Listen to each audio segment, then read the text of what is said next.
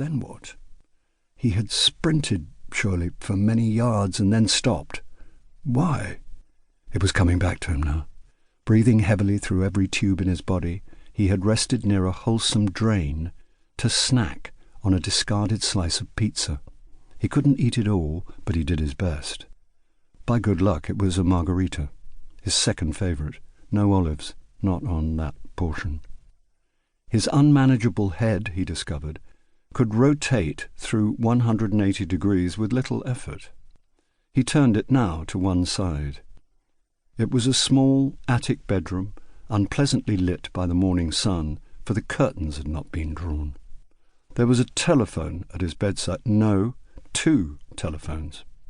His constricted gaze travelled across the carpet to settle on the skirting board and the narrow gap along its lower edge.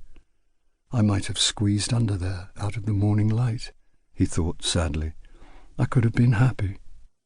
Across the room there was a sofa, and by it, on a low table, a cut-glass tumbler and an empty bottle of scotch.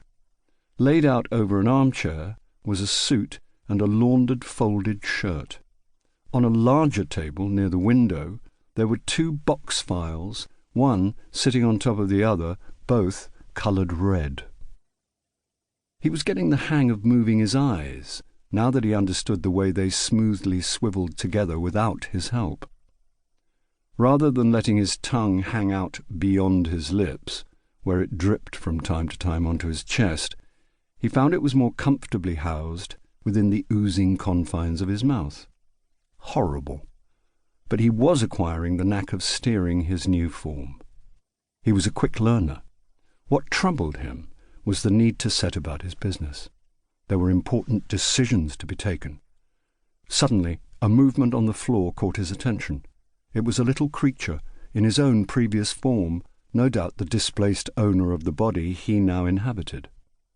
He watched with a degree of protective interest as the tiny thing struggled over the strands of pile carpet towards the door. There it hesitated, its twin antennae waving uncertainly with all of a beginner's ineptitude.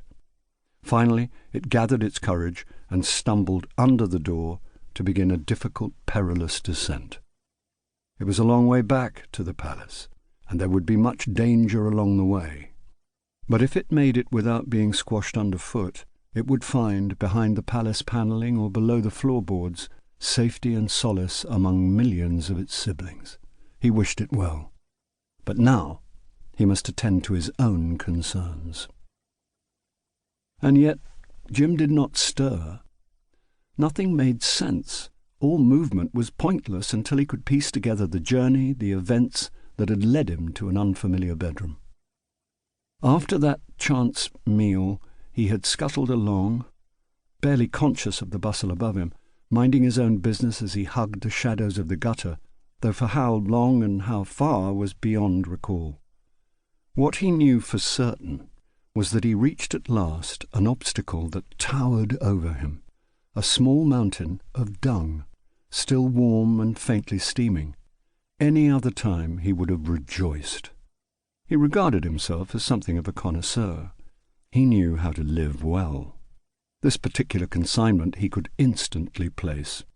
Who could mistake that nutty aroma with hints of petroleum, banana skin and saddle soap? The horse guards.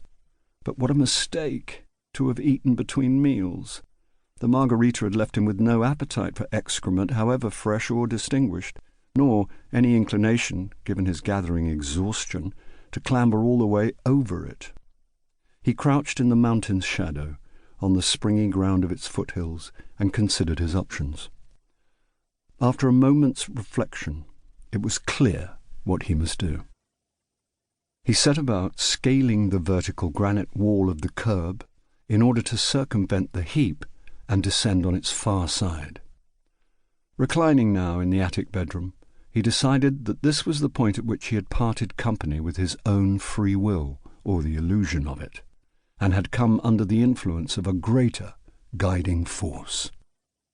Mounting the pavement as he did, he submitted to the collective spirit. He was a tiny element in a scheme of a magnitude that no single individual could comprehend.